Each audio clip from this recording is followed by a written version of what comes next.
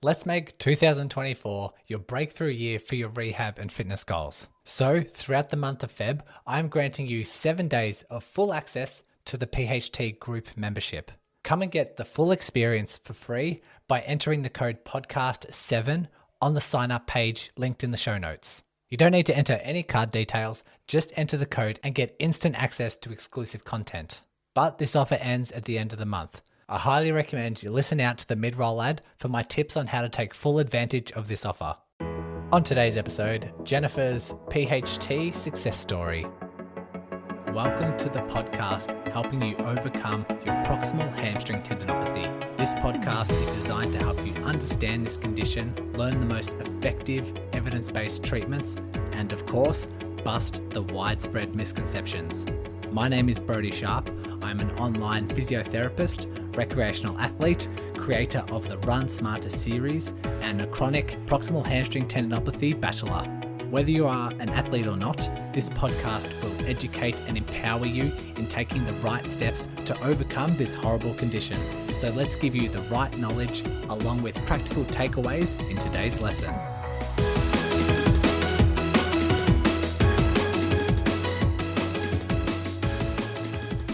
Okay, Jen is on the podcast today. I put Jennifer in the title because we've had a lot of Jens already. We've had, I think, maybe 2 Jen success stories, and so try not to confuse everyone. But yes, Jennifer is on the podcast today and talks about her long battle with PHT with a lot of insights into eventually overcoming it. We've got a lot of kind of setbacks or things that weren't so helpful, things that, slowly start to turn the needle, and then, some very, very good takeaways that Jen has learned throughout this process. I think all in all, it was about 7 years ago that her symptoms, or maybe 6 years that her symptoms very first started developing. And so, yeah, it has been a long journey, but really seeing good strides and wants to share everything that she's learned today. So glad to get another success story out here. I know they're very popular, so let's get it underway. Jen, thank you very much for joining me on the podcast. Awesome. Thanks, Brodie. Happy to be here. Excellent. Well, let's bring people up to speed on who you are, and let's start off with a bit of an introduction and a bit of an insight into your athletic background. So what sort of exercise are you involved in? Okay. Yeah, I'm Jen, everyone. I live in Fort Collins, Colorado, and I work for a bird nonprofit. So I'm a wildlife biologist, and I've always been active. My brother and I were always, running around as a kid, riding bikes, playing baseball and basketball. But I would say my main sport when I was younger, between middle school and high school, was soccer. I played year-round, either indoor or outdoors, and my dad coached us for a little bit, which was fun. And so I didn't start out as a runner, although obviously there's a lot of running in soccer. But after high school, I was planning to play soccer at a smaller private college. And I think one of the tests was, in order to try out for the team, you had to run, I think, a mile in a certain amount of time. I don't remember what it was. It wasn't that fast, but I was like, oh crap, I need to start just running and not just like kicking a ball around. So it was right after high school, I started actually just running to run and just running around the neighborhood where I grew up on the back roads, maybe doing like 3 miles at most. And then when I got to college, I chickened out on soccer because firstly, I was a nerd and I was like, there's no way I'm going to be able to do, chemistry and calculus and play soccer. So I chickened out on playing soccer. But my roommate was friends with a couple people on the track team. And so they said, oh, come join the track team. It's really easygoing. The coach is really nice. You can still study and be a nerd and all that good stuff. So I ended up running track and I was terrible at it. I did shorter distances like the 200 and 400 meters, and I'm not built for short distance. And I think I started in the slow heat every meet, and I usually finish last. But I had a blast, and it got me into the weight room, lifting weights for the first time, and just running every day with the track team and doing like 3 to 5 miles. So at that point, I think I had kind of transitioned from a soccer player to a runner. And then I went to a different college that was bigger and cheaper after that, and so I wasn't participating on a track team. But by then, I was running regularly, 3 maybe to 7 miles, I think, for my long run, and still lifting weights periodically at the gym. So Yeah. Yeah, that was a long time ago now, though, when I think What about it. about bringing us up to speed until now? Like, if we can have a snapshot as to any races that you might have done or distances that you now kind of stick to. Yeah, so now I'm more of a trail runner. That's really what I like to do. Usually during the week, I still tend to run around my neighborhood on the pavement and on the sidewalks just because it's convenient. But on the weekends, that's when I like to get out on the trails. We have so many trails around here in northern Colorado. It's going to be hard to leave if ever I move because we're kind of spoiled. And as far as distances, I really like. Well, I haven't done anything greater than a 50K trail run. So I feel like for ultra runners, the longest distance you've done always seems to be the favorite distance. At least that's been my experience. So right now, I'd say the 50K is my favorite distance because that's the longest I've done. I think I've done 3 of those and maybe 4 trail marathons and a few other like half marathons and things like that. Yeah, my plan was always to do like a 50 miler and then, 100K and all that fun stuff. So I'm still hoping and holding out hope that maybe next year, maybe I can do a 50 miler, but Yeah, that sounds we'll good. see. I love having those sort of goals. Let's talk about your PHT. So, when did you very first start encountering symptoms? How long ago was that? Oh man, I do remember this part pretty clearly. It was probably April 2017, and so it's crazy to think that that's been almost 7 years ago now. But I was training for a very hilly 25-mile race just outside Fort Collins on the trails, and I was working with a running coach at the time, and so I had a nice plan as far as speed work, hill work, doing my long runs on the weekend, all that good stuff. And I think I was just overdoing it. And I wasn't really listening to my body on like maybe you need to scale back this week because you have a lot going on at work and take it easy. And so it was April 2017 on one of my hilly runs. I noticed a pain in the back of my hamstrings, right in the belly.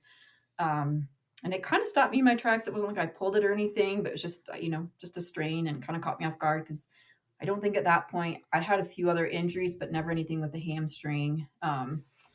And so my running coach was also my PT, which was very convenient. And so I let him know what happened. And he said, take a week or two off, just take it easy, maybe don't run for a few days and see how it goes. And then if it feels okay, slowly, try and add in a little bit more hills on the weekend runs. But at that point, it was maybe a month out from the race. So I took a few days off and I kind of eased back into running and did some hilly runs. And I didn't have any pain after that. I didn't actually do anything to rehab the hamstring other than a few days rest, which didn't really do anything. But um, and then I think because I took some time off before the race, I went into the race. I ended up doing really well because I was rested. Although it was during that race, maybe like mile 15 or mile 17, I noticed what I thought was a pain in my glute on the same side where I had strained the hamstring. And I thought it was just glute pain, like, oh, I'm running, I'm doing a lot of hills, my glutes are tight. And then I also had a lot of nerve pain shooting down that leg, which kind of caught me off guard. It's almost like my leg would go numb for like a second every so often, especially on the downhill, which is a little scary. But I finished out the run and didn't really notice any pain other than tightness after that race. And then I didn't really take any time off and I jumped into my first 50K maybe a month later. And so I didn't do any big runs in between those two races, but the same thing on that 50K. Maybe halfway through, I noticed almost like a knot. Again, what I thought was in my glute, like piriformis or somewhere in there. And then I would have a little bit of nerve pain shooting down that leg towards the end of the race. And I don't recall having pain while sitting at the time. I kind of took it easy after that 50K and the pain kind of went away, but it would always come back when I would do my long hilly runs on the weekend. I would just get this like almost like a knot in my glute that I didn't know what it was. Um, and yeah, so I wasn't doing the run coaching anymore because I knew I needed at least to try and figure out what the issue was. So I stopped doing that. And I was working with my PT and I just kept telling him something is wrong with my glute. I don't know if it's like if I tore my piriformis. I didn't even think hamstring at all at the time, but so we dry needled my hips and my glutes quite a bit. I did a lot of weights, squats and things like that to try and strengthen the glutes and the hips. But the pain was still there. It was never bad. It was never really on short runs. It was mainly just on those long hilly runs, which is what I really enjoy doing. And it wasn't until fast forward, I think a year, I kind of would take time off, the pain would go away, and then I'd get back into running. And inevitably, with the long, hilly run, it would come back. And then in fall of 2020, I ran a trail marathon and then another 50K. And on both of those races, I had the exact same thing where it was this kind of like this sometimes sharp, sometimes dull pain in my left, like lower glute. And then I have the nerve twitches down the leg. And it wasn't until after that 50K that I finally realized that I had pain while sitting. Or maybe it was finally when like that symptom manifested. And so I finally Googled pain while sitting after running. And of course, the first thing that pops up is proximal hamstring tendinopathy. Um, and I was like, oh crap, that's exactly what this sounds like. And then the light bulb went off. And I remembered that when I was training for that hilly race a year before, I had strained the hamstring and I hadn't done anything to rehab the hamstring. I just ignored it. So I kind of was thinking this is probably what it is.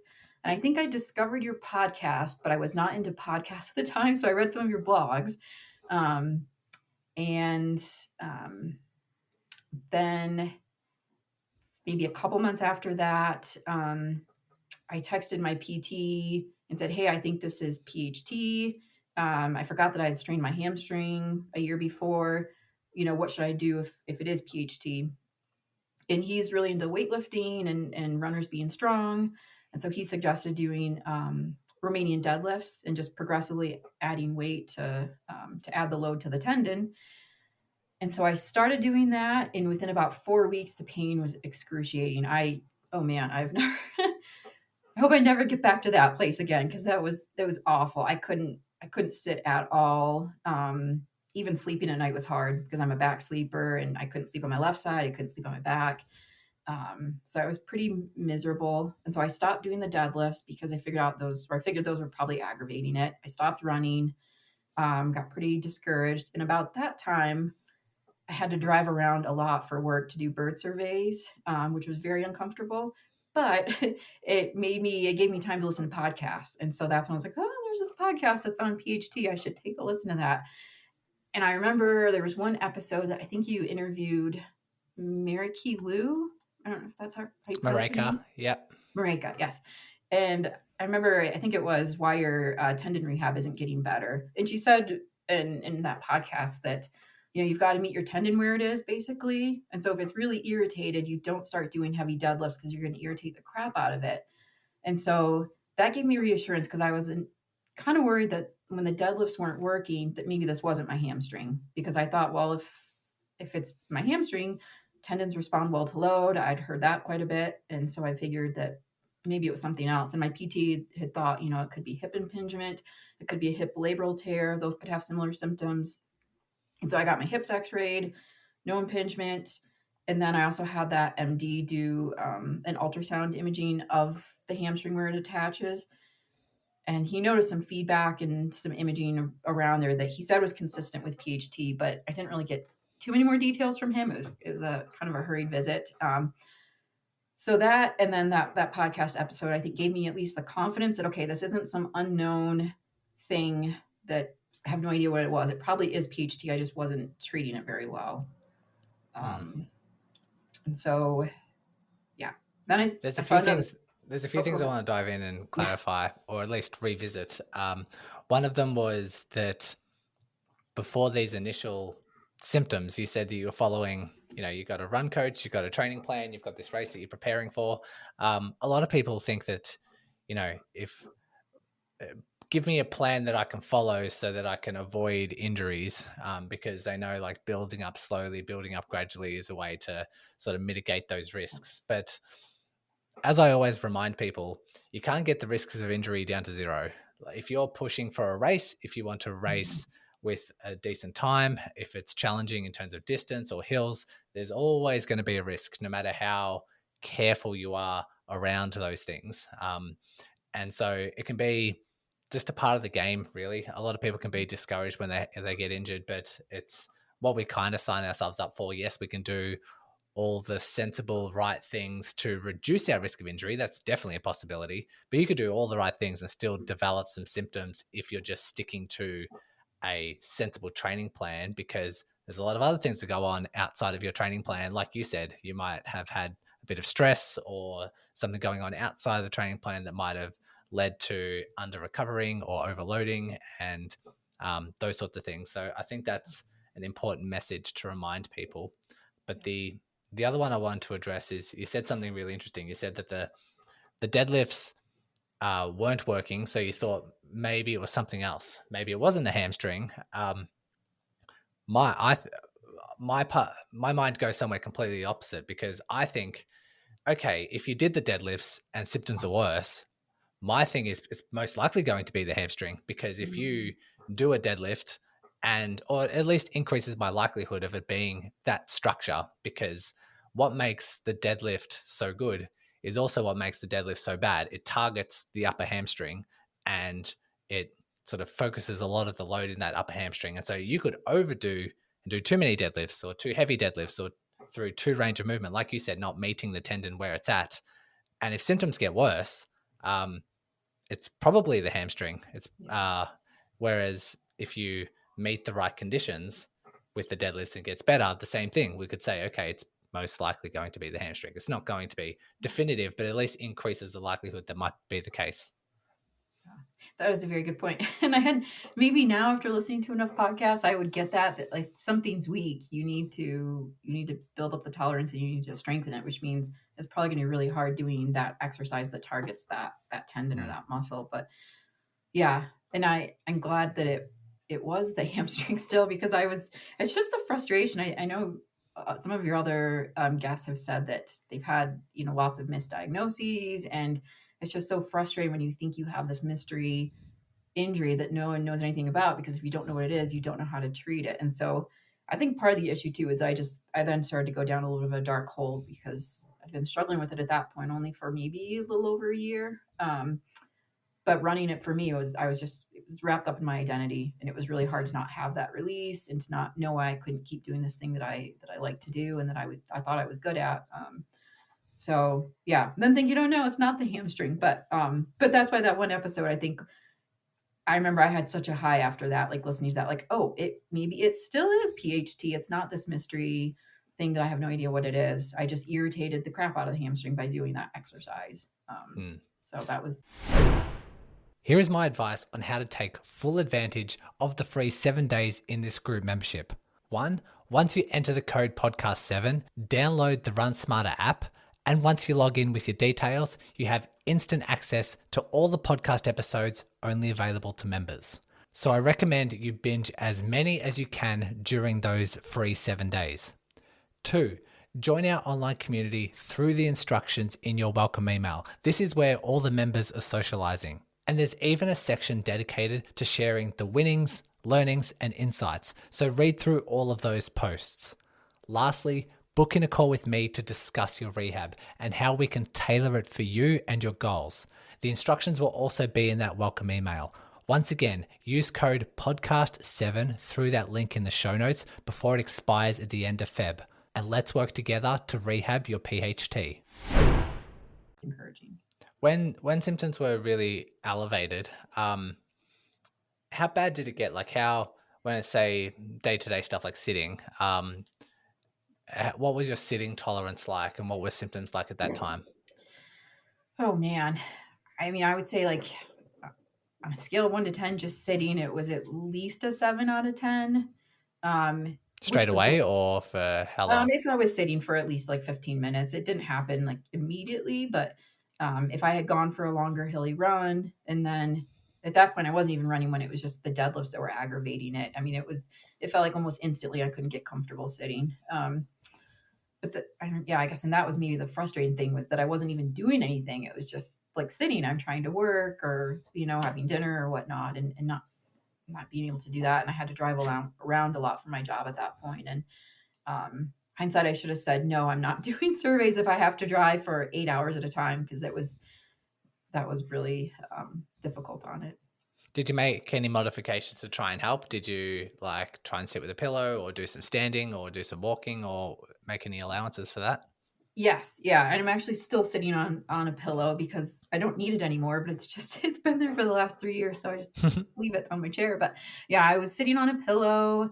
I was using ice when I had to drive is like sitting on a bag of peas was about the only thing that I could tolerate in order to actually sit and drive. I think my partner bought me a standing desk for Christmas that year, which was also a little ways into COVID, and so I was pretty much working from home at time anyway. So it was good to have the standing desk option. Going out anytime there are high top tables, it's like that's what we're using because I'm not sitting on those hard, uncomfortable chairs.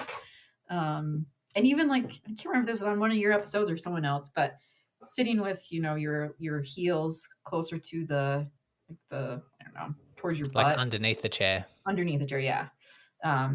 Just sitting like that. And then always like, because it's on my left side, so always shifting onto the right, which is probably not great for my back, but just anything to offload pressure Yeah. on that side. And then, yeah, I think around in that time in the spring, I started seeing a different PT. I should have, hindsight, I wish I had just reached out to you and set up an appointment because that would have saved me another, year and a half of frustration. But I started seeing a different local PT, and he agreed that he thought it was PHT, that my symptoms fit that, and it made sense. He thought as well that with the deadlifts that it was aggravating it because the tendon was already irritated, and I just did something that compressed it even more. But um, he thought that it had more to do with possibly overtraining, but more of a pelvic tilt issue, um, because of the way my pelvis is or was tilted. It was always putting tension on that hamstring, but then my hips were also a little crooked, and I think that's normal for me. So it was a little bit more exaggerated on the left side. So then the hamstring was under a little bit more tension than the right hamstring. So he thought that was the issue more than overtraining or running hills and speed work. And so his suggestion was, obviously stop doing the deadlifts, hold off on running at least for a week or so until the symptoms calm down. And then he gave me like postural exercises to do and breathing exercises. I don't even know if I could describe them that well, but like having a band around my knees, and then I'd have my feet against the wall laying on the floor. And then it's basically like moving my left knee back so that my hips were more not crooked, and then just doing like a series of breathing exercises to try and train the muscles to stay in that position. And then doing similar things like leaning against the wall, so leaning and sitting. And I was driving around doing surveys, so I was doing this in the middle of nowhere, New Mexico, laying on the ground, trying to do these crazy exercises that I was really hoping they would work. And the hamstring did get a little bit better. Like I was able to tolerate sitting a little bit more. But I don't think it really had anything to do with the exercises. I think it's because I wasn't running much. I had stopped doing the deadlifts. I was icing the hamstring a lot, which just basically numbed it all the time. So it felt better, and I was able to tolerate sitting a bit more. But still wasn't actually doing anything to address the hamstring. I still wasn't doing anything to try and increase its tolerance to what I wanted to do, was get back out on the trails and do the long runs.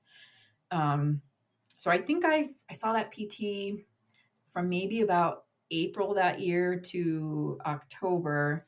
And, I was like, I was kind of skeptical in my head that the issue was the pelvic tilt, because I've heard from a lot of other folks, my original PT, and I think on some of your stuff that like, that could contribute, but that's probably not the ultimate cause of this condition.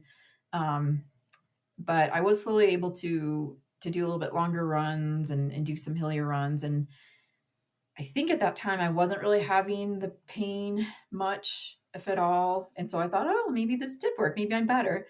But then I ended up running another trail 50K that October. And as soon as I got like maybe 15 miles in, the exact same pain came back, and, where it had been before, kind of lower down in my glute where the hamstring attaches, had occasional nerve pain. And I felt like I was dragging my left leg. It was really frustrating. Like I was getting absolutely no propulsion from the left leg at all. And then when I started seeing this PT, I just stopped doing all of the weight exercises that I had been doing, because I had been doing calf raises and some other things for my glutes. And so I stopped doing that, and I was just doing these breathing exercises and this postural work. And so during that race, my Achilles kind of freaked out on me. And so I developed Achilles tendonitis on top of the hamstring that was still there because I hadn't actually rehabbed it. And so driving back from that race, was awful. Between I couldn't sit, and then just my Achilles were so tight when I got out of the car, I could barely move. It was awful. And then I think maybe 3 weeks after that, we had to put our older dog down because he had a pretty aggressive form of cancer. And so between like the running, feeling like I was a failure at that, and then losing the dog, I think I just went to a black hole again and gave up on running, gave up on things for a couple months, and didn't do anything. So the Achilles kind of got a little bit better only because I wasn't running, and I think the hamstring, I didn't even want to think about it. It was just frustrating to me that I had wasted 5 months with that other PT, and I had not only didn't rehab the hamstring, but now I also developed this Achilles tendonitis on both heels. So I was pretty frustrated. Um, and yeah, and then January the following year, January 2022. So going into year 3 of this injury, I reached back out to my original PT, and just because I know he's really big on lifting weights for runners, and he's also an ultra runner, and so I trusted his experience, and I told him that I was like, hey, I do think this is still PHT. I'm really frustrated with it. Can you give me exercises that don't compress the tendon, doing more like eccentric loading? And so he gave me some good things to try that helped. I know I can only remember 2 of them right now, but one was like the long lever glute bridge, Yep. where you have one leg at the air in the air at a time. I was So doing that. single leg long lever bridges. Mm-hmm. Yep. Yep. Yeah. I'm holding that for like 20 or 30 seconds. So I was doing that every day. And then um, something similar to a Swiss ball curl, but with a foam roller, where I would roll out the foam roller away from the body when I was laying on my back and then roll it back up to me. Um, I think he had me doing a few exercises. Those are the main 2 that I can remember. And I think within like 2 or 3 weeks, like maybe the first couple days that I was doing those exercises, I was still having some hamstring pain, but within 2 weeks, things felt really good. And I started doing at that point single leg deadlifts with like a kettlebell, starting like 10 pounds up to 20 pounds. And that was pretty scary because I knew that exercise would compress the tendon, and I thought it was going to flare up, but the weights that I was using were pretty low at the time. So the hamstring tolerated that really well. And then he also gave me some exercises for the Achilles. So I was doing, I think, standing and seated calf raises with weights. And so thankfully the Achilles cleared up pretty quickly once I started doing the weighted calf raises. I would say within like 3 weeks, the pain had gone away. I didn't have any issues when I was running. And then that spring, I was back out doing bird surveys. They always seem to stress things out because, you're sleeping in your car, you're waking up really early, you're driving a lot. And then the particular surveys that I did in Wyoming, I had a lot of hiking to do. It was really ended up being pretty steep, and it's all off trail. But I didn't want to lose my running momentum because I had started, running 3 to 5 miles at a time and building back up my long run. So when I was out there hiking around, chasing after birds, I was still running in the afternoons. And I think between those 2 things and sitting while I was driving, it flared things up. So that was the summer that I finally said, maybe I'll actually like give Brody a call and see what he has to say. Because I think I was at the point where I was convinced it was PhD. That at least wasn't an issue. And then it was like, what do I do to take this to the next level? Because I'm really tired of this. It just felt like it defined me, going from being a runner to being like a crippled runner. And I was just kind of sick of that. So I think it was August of 2022 that I had my first chat with you. Yeah. Back to the pelvic tilt side of things. I guess it's good in theory to say that someone who has a anteriorly tilted pelvis, so like people want to Google anterior pelvic tilt, but essentially tilting forwards might put more strain and stretch on the hamstring tendons, and therefore when you run, the hamstrings and the tendons are under a little bit more strain, leaving you more prone to developing hamstring issues. A few things that I like to remind people of: there's always going to be slight imperfections. Like there's always going to be a slight pelvic tilt. There's always going to be one leg slightly longer than the other. It's in 90% of the population. There's always going to be something if you go looking for it. And yes, if you were to overload yourself or do something that's a bit too much too soon, maybe you are a little bit more susceptible to straining the hamstring. I'm not too sure. That's like the theory in general, but the same way that someone who has, I don't know, maybe someone who's like energy deficient or malnourished in their teens might be more susceptible to stress fractures if they overtrain themselves, or someone who might be more susceptible to knee pain if they have a low cadence, or someone who's more susceptible to Achilles issues if they have a zero drop shoe. There's always going to be something that leads you more likely to develop a certain type of injury once you overtrain yourself. And so we can say it's pretty clear that around about the time of onset of symptoms, you're pushing yourself pretty hard. And so if you weren't pushing yourself that hard, maybe you'd never develop this in the first place. And so we want to make sure that for the vast majority of cases, the overtraining is the underlying cause. It's not these mild imperfections or mild imbalances, because we can't really do a lot for them anyway. I I'm yet to find compelling evidence to show that if you do certain exercises and try to strengthen you up, once you start running again, your posture changes. I'm yet to find stuff on that. So it might be trying to chase a carrot that you can never get to in those instances. And so what we hear from your presentation at the moment, it seems to be always be load dependent. It seems to be always like if you do deadlifts too much, if you sit for too long, if you do your long hilly runs, like all of the correlation with symptoms seems to be load dependent. And so the solution out of it would have to be load focused.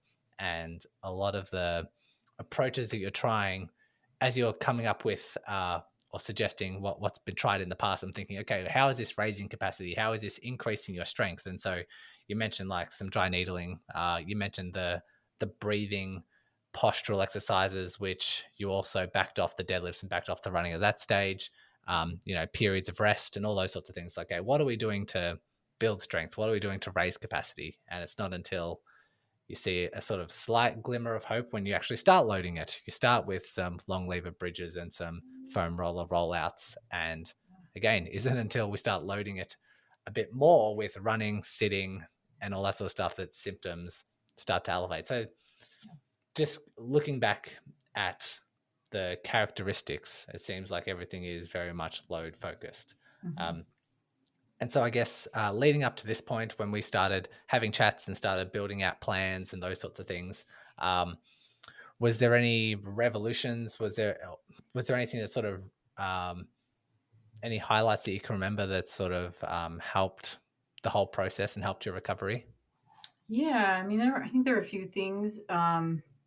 One was, I think it was that visit, or maybe it was in an email afterwards when I was asking about a race or, training for a race. And you're like, no, like, don't think about racing right now. Like, your goal is recovery. Like, don't even get that far ahead, because that was always my issue in the past when I had never really figured out what the issue was with this. I would always get really excited about running a race because that's what I enjoy doing. And then I would inevitably start incorporating speed work and doing longer runs and aggravating things. And so I think you gave me like the wake up call, like, no, like, don't think about races right now. It's, maybe next year, but not right now. So I think realizing that recovery was my sport, not like training for a race at the time, and making that the priority was pretty big. And related to that was also just like slow the heck down. In the past, like with running, even maybe even while I had the running coach who was, good about like, 80% roughly, easy runs, and then 20% you're going to have these workouts that you're doing. I still always wanted to push it just a little bit. I don't know, like the easy runs felt like I was cheating. Like they were just like, this is too easy. I just want to do some strides at the end, or I just want to like just go a little bit faster. And I don't know, I heard on a different podcast recently, like running is not a workout. It can be if you're doing a workout, but in general, most of your runs aren't a workout. You're not trying to burn as many calories as you can. You're not trying to increase your heart rate as much as you can. It should be really easy. It should be like, you should feel like you can go forever if you keep going at that pace. And so I think realizing that probably my easy runs or my slow runs were not as slow or easy as they needed to be. I think one of your guests that you interviewed a while back, she said something. She was running a lot of marathons and doing Boston, and just based on her race times, like she was a fast runner. But she's like, I used to think that my easy pace was like 8:30, maybe a 9 minute per mile. She's like, no, it's like 10:30 per, minutes per mile, maybe even 11 if I'm really stressed or tired. And I was like, oh, I don't think I'm faster than her. So I should probably be running, about a 10-minute pace on my easy runs, or maybe even slower if I'm tired that day. So slowing down is a big thing. And I think just having the weight plan was really helpful, but because I'm not naturally a weightlifter, I feel like it's easier for me to take it slow with the weights, like the deadlifts. I'm not going to just go from, lifting 50 pounds to 100 pounds the next week. Whereas with running, because that's more what I feel comfortable doing, and I like doing, I'm more likely to run, 10 miles for a long run and then try and jump up to like 16 miles the next week for my long run. So I think having that running plan that you gave me, where it's like, no, you need to build up a bit slower than that. Like, don't overdo it, because then you're going to have a flare up. So those things were really helpful. And I think for the most part, I was running every other day at that point, which that was pretty huge as well. Because running back-to-back days did tend to flare things up. So we're looking at, let's not think about races right now, because I think as soon as there's a race in someone's mind, as soon as they start feeling better, they're going to start running faster. They're going to start running further. They're going to start being like, oh, okay, now let's focus on the race, and they'll end up overdoing things and setting themselves back. And so recognizing you've had years of these fluctuations in symptoms and seems like running too much is what's continuing to set you back, seems reasonable to let's reprioritize things here. Let's slow things down. Let's just get back to some consistent running. I sort of think to myself, let's have like a good month of running without any, or like with things very stable. Let's try to accumulate those good weeks, turn one good week into 2 good weeks into 1 good month, and get you on the process to long-term healing, because the fluctuations in symptoms doesn't help tendon healing long-term at all. But the idea with slowing things down really frustrates some people because it's not cardiovascularly challenging enough, but that might still be a adaptation sweet spot for the hamstring, just not for the rest of the body. And so it might feel like it's useless. It might feel like it's a waste of time, but people really underestimate just running at a slow speed, how much strain and load and pressure goes through the hamstring. It is a pretty violent tug of the hamstring when you swing that leg. And if you do that 2,000 times, that's pretty decent. And, you probably won't feel it hitting your adaptation sweet spot, but your tendon's getting stronger and your hamstring's getting stronger, even in that slow, short run.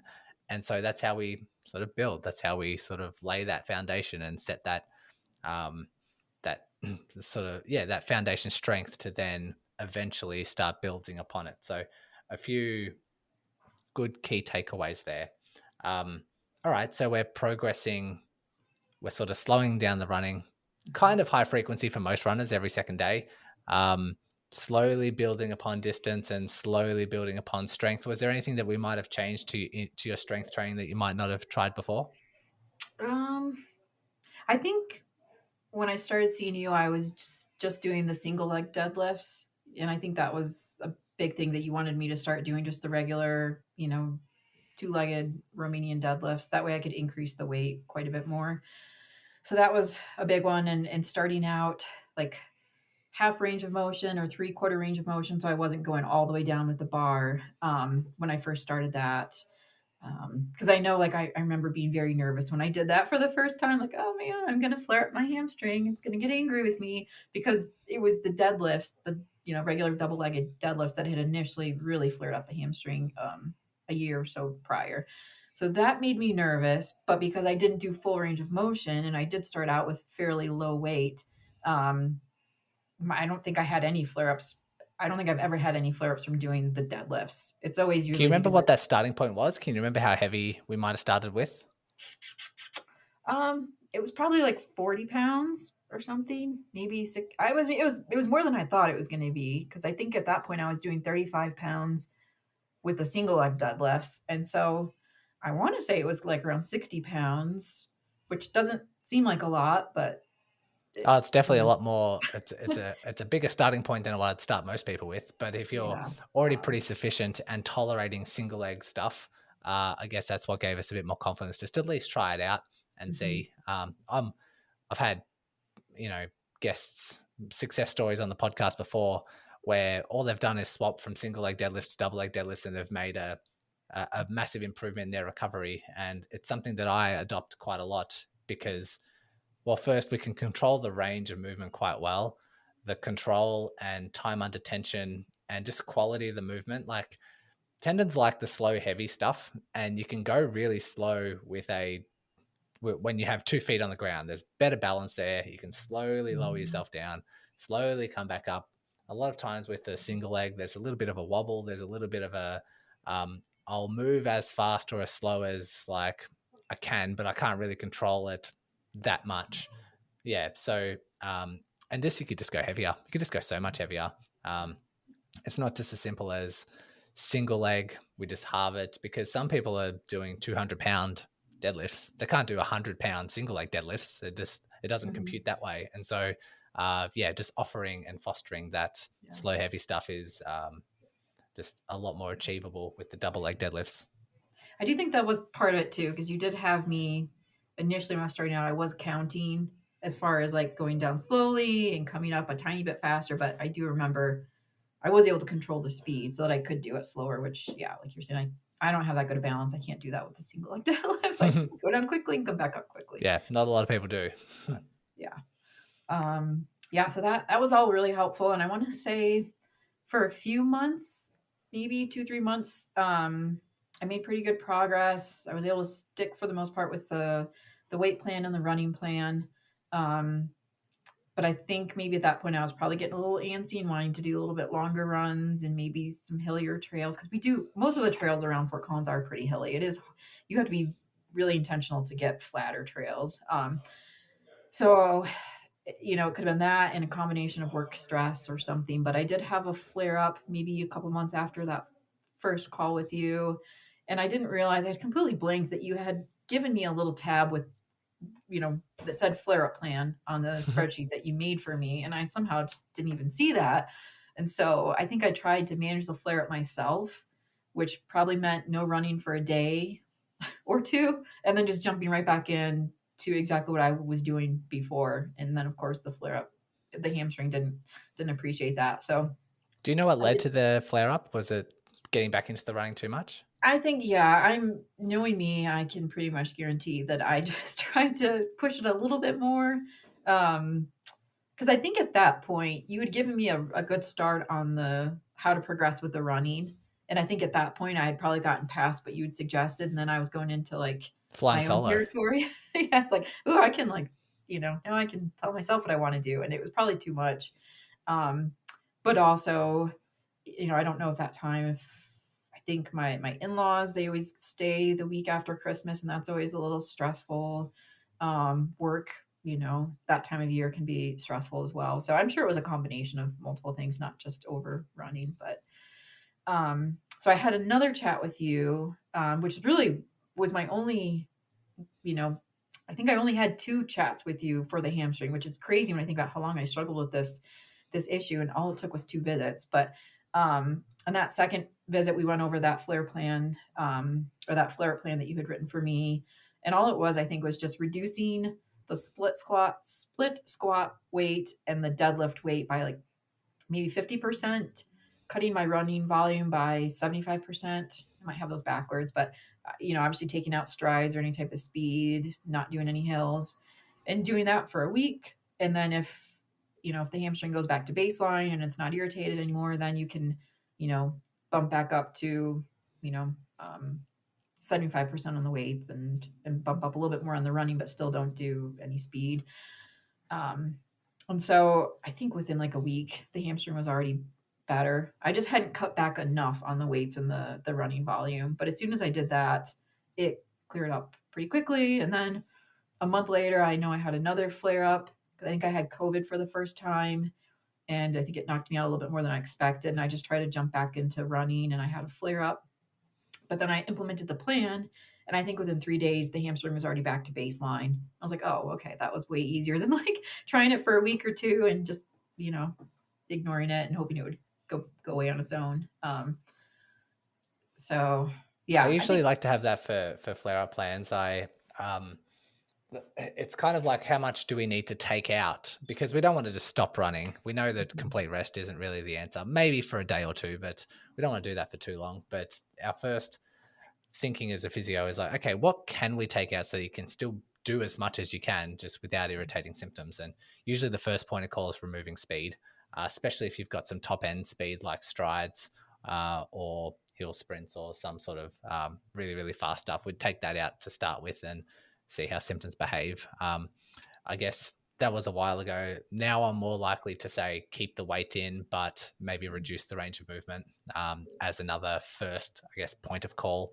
And if that's still no good, I guess our tier 2 removal of exercises will be, okay, now let's start reducing the weights. If we're still not tolerating, let's back off the mileage a little bit and see how symptoms behave. So it's just trying to extract as much as we need to calm things down, and let's not make it a big overhaul. Let's just make some slight changes, but obviously it will depend on the degree of flare up. So trying to say, okay, how severe is symptoms now?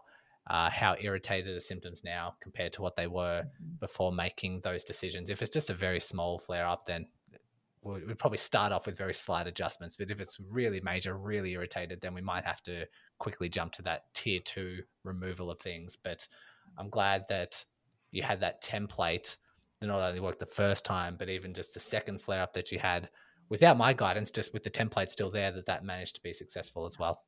yep. Yeah. And yeah, so that, like I said, it cleared up within, I think, a few days and went back to baseline. I still stayed within the recovery plan for that week as far as reduced running volume and reduced weights. And then by the second week, I was able to pretty much go back to what I had been doing before, minus the speed work. So yeah, that was probably like, I think March or so. And pretty much since March, the past year, so March 2023, I was able to just slowly keep increasing things. I was just consistently adding weight every so often to the deadlifts, as far as what I was doing. And every time I add weight to the deadlifts, I still always do like 3/4 range of motion and then build up to that full range of motion and do that for a few times before I, add more weight. Um, and then I think with hills, I was also a lot smarter about adding back in hills on my long runs. Um, Before I would just kind of go all in and just, you know, do a full route that I had used to run. And now just being more intentional about running the exact same trail week to week and just slowly adding in the next hill and the next hill and making sure that the hamstring could handle what I had done that previous weekend. So that all went really well. I don't think I had anything, no other flare ups all last summer. I did very flat bird surveys. I was very specific about that with my office. Like, I will do bird surveys, but I am not doing really steep stuff. I'm not wasting my hamstring just yet. So I just did grassland surveys. And then I don't know how I missed this, but I finally realized that the workout bench that my partner had, that I had been using for other things in the garage, I had the ability to do prone hamstring curls. So lay on my stomach, add some weight, and do hamstring curls. I don't know how I missed that when I started this journey, but this past summer I started adding on the hamstring curls in addition to the deadlifts. I also think that made a huge difference because I was adding this extra exercise that was weighting the tendon, but it wasn't compressing the tendon. So I feel like it was only just making things better and stronger without aggravating them. So I started out with pretty easy weight until I realized, what I could handle. And so I think that really helped the tendon. And at that point, I wasn't having any issues with sitting. I think I'd kind of forgotten about pain while sitting by this summer, which was awesome. Was that just like a very gradual sort of improvement that you hadn't really noticed until you think about it?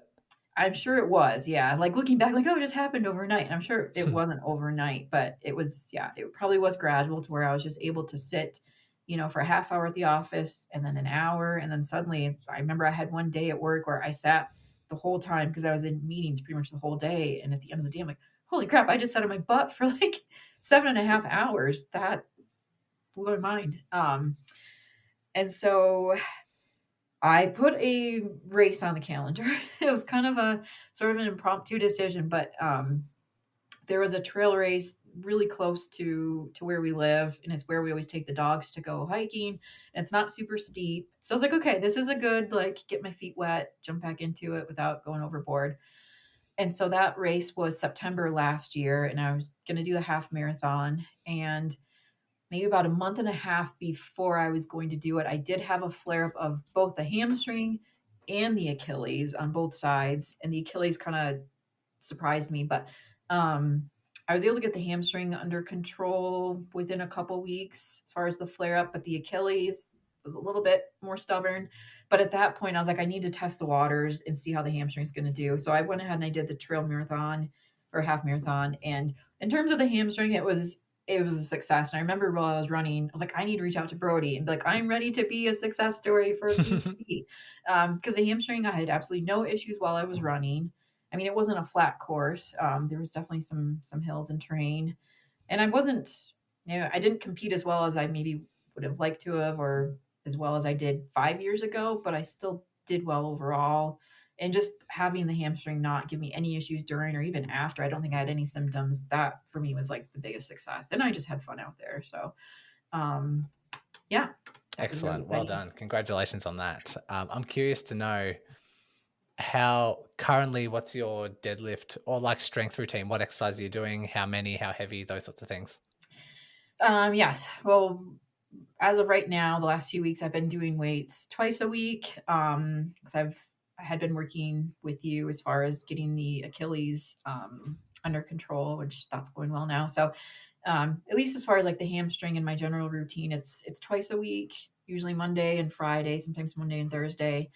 And I'm still doing the deadlifts. I'm still slowly adding weight. I'm not quite up to 2/3 of my body weight, but I'm very excited to get there. I do that. I do split squats. How Just many how many sets and reps and range of movement oh, for your deadlifts? for the deadlifts, it's full range of motion, and I usually do 3 sets of 8. Um, I think I'm at 96 pounds right now. I was really hoping to get up to 100 before we had this call. Like I thought 100 pounds would sound better, but I'm tomorrow when I do weights, I am going to bump up to 100 pounds, which I'm very excited about. Excellent. Um, and then split squats, I think I have maybe 45 pounds that I'm doing with that, just to kind of work more the hips as well.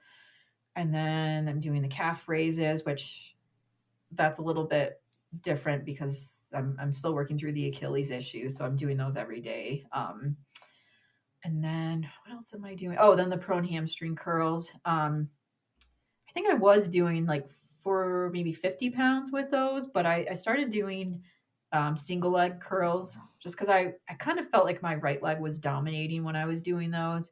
I felt like it was easier to cheat. And so I'm doing the single leg of those. So I think 28 pounds right now for each leg. How many Those sets and reps? are 3 sets of 8 for everything for the split Okay. squats and the curls. Okay. Very good. It was funny that, I built out this spreadsheet for you and you follow that template, away you go. I don't hear from you for several months. Then we come back, open up the spreadsheet, and you've progressed your deadlifts. And if anyone's been a client of mine, they know that I like writing the phases. We'll have like phase 1, then progress to phase 2, phase 3, phase 4. And it's like, adding 5 pounds each time. And you've gone out on your own and you're down to phase like 55. So slowly progressing yourself and working your way down the spreadsheet and adding in your own progressions. And I've never seen a tail of my progression chart so long in my life, but I'm glad it's paying off for you. I'm glad it's working out. Yeah. Yeah. I feel like I'm finally getting down to where it's like the nitty gritty. Like, what do I need to do to be healthy as far as running? Because I think before I was doing a whole lot of things like Swiss ball curls and the single leg glute bridge with like a 20-pound weight on my gut. So I'm not doing those really anymore. They were good at the time, but now it's like just doing the deadlifts and the curls for the hamstring. Hoping to start doing the bent knee calf raises, and then I'll do the split squats because I'm like I don't have time to do like 10 different exercises twice a week. So I feel good about what I am doing with the time that I have. Yeah. It feels efficient. Well, I think it took a bit of fumbling through your rehab to find out what's working, what the causes are, I guess what the underlying sort of characteristics are, and then having the patience and sensibility. That was another thing that I sort of highlighted that you mentioned, talking about slowing things down and maybe progressing a bit slowly. And like you say, with the hills, maybe just being a little bit more gradual with and systematic about how I introduce these. I just say it's just a bit more patience and just being a bit more sensible. And I think a lot of people can learn that, whether they're introducing distance, speed, hills, all those sorts of things. And so it seems to be some of the main takeaways. And it is a long game. Like it does take a long time. And what we want to do is not look for quick fixes that then flares you up, or we want time for the tendon to sort of build that foundation, lay it, raise that capacity up to where you need it to be. And I think this is a clear demonstration of that. It's not a success story overnight. It's finding the right ingredients, being sensible, being patient, and then just letting the months roll by of just making progress to where you find yourself now. And so as we are finishing up, are there any final takeaways that you might have for someone who does have PHT, might be struggling or just looking for extra advice? Anything we haven't covered yet? Yeah, I guess a few things that I was thinking about in preparation for this that were coming to my mind. But one is trust the process. Like there's a reason that it generally works for most people most of the time, even though it seems like it is a really slow game. Um, it is kind of crazy when you think about how quickly it goes by. If you actually follow the steps and you follow the process, it seems like it takes forever, but then within like a month, like, oh wow, I'm already now running like double what I was running, 3 weeks ago, and I have, the hamstring is tolerating it. So trust the process and be patient. There's a reason that it works for most people. And then I think related to that is, even though you need to trust the process, you also need to be an advocate for yourself. And if something isn't working, like if you are working with someone and you've been working with them for several months and you're not really seeing gains, or if there's maybe something in the back of your mind, like I've heard from so many people that you need to load the tendon. I should be loading my tendon by now. Like, definitely trust yourself, trust your gut, and maybe get a second opinion, or just maybe back up and try and go back to the basics. Because I think that would have saved me a lot of time in the end if I hadn't spent 5 months doing something that didn't quite seem right. And then, at least for me and maybe for others, a big thing that I was missing was protein. And I think that's part of where this issue came from at the beginning, was definitely overloading and overdoing it on training. But I also was not properly fueling before, during, and after my runs. Um, and so I've been taking protein powder, usually in the morning with breakfast, and then always before I go to bed. And I've been sleeping a lot better, which sleep is good for so many things. And I think that's also helps a fair bit with the hamstring. And I know it's just, as I age, I need more protein, and it's hard for me to eat enough meat because I don't like meat that much. So, yeah, I think that's been a big thing that I've been lacking. So I'm taking usually 25 to 50 grams extra a day than I used to, and I'm feeling a lot better for that. Excellent. Thanks for sharing those. And something I just wanted to piggyback on is your advice about, okay, if you're going through the ringer for a couple of months and things aren't working, you have this intuition that maybe you should try something different. I would say the same for following this advice. Like if you listen to this podcast and say, okay, Brody says I should start doing slow, heavy deadlifts, and find out your own plan along those. Even if that isn't working for several months, we would expect, if you're doing the right things and meeting the right conditions, that things should improve. We would hope week by week, but definitely month by month. And if you're still not seeing an improvement in 6 weeks, you need to change it. We can't go through the same thing for another 6 weeks and expect a different result. And so that might be outside of strength training, that might be within your running or within your day-to-day activities or your work or stress or something, but something needs to change. And it might be the deadlifts, it might be the slow, heavy lifting. Maybe it isn't PHT, maybe it's something else. We always need to see some improvement. And then if you do start seeing some improvement, like Jen had seen, then double down on that and, keep to that plan and follow that process. Trust that process that's slowly and gradually working. But we can't trust a process that isn't working. So something just to, I guess, piggyback on with that advice. But I really appreciate this story, Jen. You've gone from, doing races, identifying yourself as a runner, to then having this setback for several years and really questioning and struggling with that shift in identity and getting back to finding a nice, sensible, patient game, seeing gains, and then sticking to it, getting back to races and lifting heavy and learning a lot of things along the way, a lot of flare-up plans, a lot about strength and those sorts of things that's just going to be everlasting for the rest of your running career. So I want to thank you for coming on and sharing the story. There's been a lot of key insights here. And yeah, thanks for taking the time. Thanks, Brody. I'm just very excited to be on this end of the podcast instead of always listening to the success stories. So yeah, this was definitely a highlight for the week. So Glad to have you. You're welcome. Thanks once again for listening and taking control of your rehab. If you are a runner and love learning through the podcast format, then go ahead and check out the Run Smarter podcast, hosted by me. I'll include the link along with all the other links mentioned today in the show notes. So open up your device, click on the show description, and all the links will be there waiting for you. Congratulations on paving your way forward towards an empowering, pain-free future. And remember, knowledge is power.